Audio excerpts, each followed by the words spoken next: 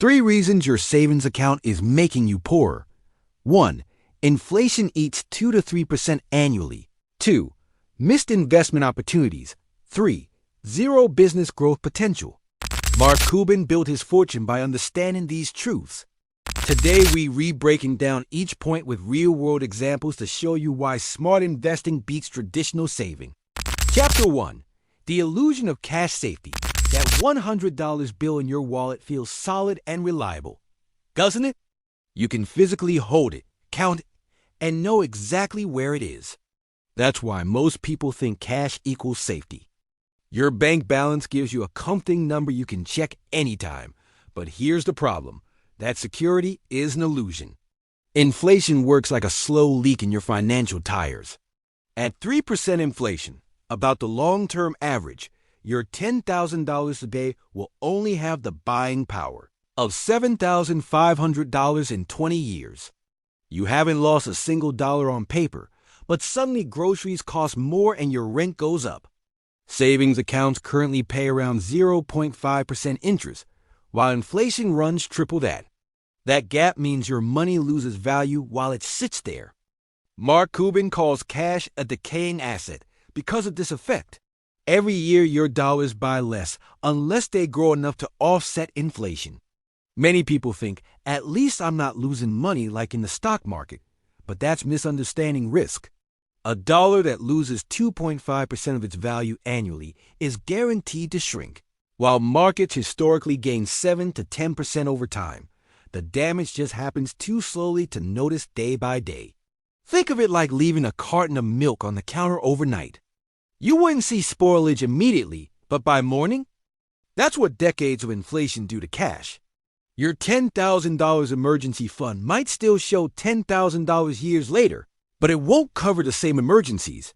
The worst part? Most people don't realize it's happening until they try to make a major purchase years down the line. So if cash steadily loses ground, what keeps pace? Assets that grow faster than inflation, stocks, real estate, or reinvestment in businesses. That's why Cuban treats idle cash differently than most. For him, any dollar not actively working is a dollar falling behind. The alternative isn't reckless investing, but understanding that real security comes FR Chapter 2, the opportunity cost of hoarding. Let's say you save $500 a month in a savings account, earning 0.5% interest.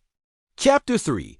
Cuban's reinvestment philosophy. Mark Cuban's wealth-building strategy comes down to one principle. Money grows when it's put to work, not when it sits still. His first business venture started with $60 he made selling garbage bags as a kid. Instead of spending or saving that money, he bought and resold collectible stamps at a profit. That small reinvestment cycle taught him how assets create more value than cash. While most people park money in savings accounts, Cuban consistently funneled profits back into new opportunities. This reinvestment mindset explains how entrepreneurs build wealth faster than savers. When a business owner reinvests 20% of profits into growth, they create compounding returns. A $100,000 business reinvesting $20,000 annually at 15% ROI becomes a $400,000 business in 5 years. Chapter 4. The Smart Cash Balance. The key isn't eliminating cash entirely, it's finding the right balance. Emergency funds still serve a purpose, but most people overestimate how much they need. Financial advisors typically recommend 3 to 6 months of living expenses, not years' worth. Keeping $50,000 in cash when your monthly expenses are $3,000 means you relocking away money that could be growing. At a 7% average return, that excess $32,000 could become $120,000 in 20 years, money you lose by playing it too safe. Mark Cuban advocates keeping enough to pivot, not stagnate. For him, that means having cash reserves for sudden opportunities or emergencies, but not so much that it drags on overall growth. Think of it like a fuel tank. You want enough gas to reach the next station, not enough to circle the globe. The liquidity ladder approach solves this. Layer your cash reserves so portions become accessible at different times. Keep 1 month's expenses in checking, 3 months in a high-yield savings account, and anything beyond that in short-term bonds or money market funds earning higher returns. Many fear being caught without cash, but inflation guarantees they're losing anyway.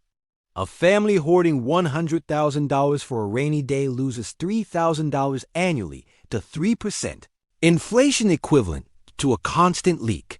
Meanwhile, parking that same money in a conservative 60/40 portfolio would vet grown to $320,000 over 20 years, maintaining purchasing power. The sweet spot lies in calculating actual risks. Unless you're in an unstable industry, keeping more than a year's expenses in cash often does more harm than good. Automating transfers helps maintain this balance. Set up your paycheck to direct the right amount to checking for bills, savings for emergencies, and the rest straight into investments. Cuban emphasizes that disciplined systems beat guesswork. Every dollar past your safety net should have a job, whether paying down high-interest debt or buying income-producing assets. The goal isn't to avoid cash entirely, but to stop letting it pile up unused. Excessive cash reserves create false security. That $20,000 car repair fund seems comforting until you realize inflation shrinks its value by $600 yearly. Meanwhile, invested properly, it could generate $1,400 annually at 7% returns. The math favors putting idle cash to work once basic liquidity needs are met. Next, let's turn these principles into concrete steps anyone can follow. Chapter 5. Actionable steps forward. Knowing you should invest is one thing, actually doing it is another. The gap between intention and action costs people thousands in potential growth. But shifting from saver to investor doesn't require drastic moves. Start with a straightforward audit of your cash positions. List every account holding idle money, checking, savings, even physical cash. Add up anything beyond your 3 to 6 month emergency fund. That's your reinvestment pool. Next, set clear targets for moving that excess cash. If you have $15,000 above your safety net, decide how much to allocate weekly or monthly. Even $500 a month moved from savings to investments adds up. Choose simple vehicles like S&P 500 index funds or target date funds if you renew to investing. These spread your risk automatically without needing constant management. Automation removes hesitation. Set up recurring transfers matching your target, say $200 every payday directly from checking to your investment account. Treat it like a bill you pay yourself. Apps like Acorns or Robinhood automate this for small amounts if traditional brokerages feel daunting. The goal is consistent action, not perfect timing. Continuous learning bridges the knowledge gap. Spend 10 minutes daily reading about investing basics, compound interest, dollar cost averaging, or how ETFs work. Mark Cuban credits his success to learning one new thing daily about his industries. Follow finance educators who explain concepts plainly, not those pushing complex strategies. Knowledge reduces fear of the unknown.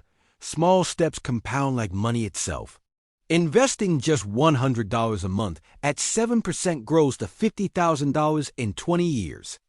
The same amount in savings barely keeps pace with inflation. Start with whatever amount feels comfortable, even $25 weekly, and increase as confidence grows. Track progress quarterly to stay motivated. Fear of loss often outweighs logic, but math doesn't lie. Every day cash sits idle, it loses value relative to assets. The first moves feel the hardest, but inertia costs more over time. Systems beat motivation. Automate transfers, review allocations annually, and let market averages work long term. We've covered why cash decays and how assets grow, but one question remains: how do you stay disciplined when markets dip? That's where mindset separates successful investors from reactionary ones. The key is remembering why you started, not chasing short-term gains, but outpacing inflation over decades. Consistency matters more than timing. Crux is cash gives the illusion of security while silently losing value. Inflation erodes purchasing power year after year, making your dollars work less hard for you. The solution isn't eliminating savings, it's striking the right balance. Keep enough cash for emergencies, but put the rest to work in assets that grow. Start small. Shift just $25 this week from savings into an index fund. Automate transfers for consistency. Over time, that discipline adds up faster than cash ever could. Wealth grows through movement, not storage. The best move is the first one. Pick $1 today and start its journey toward growth instead of decay.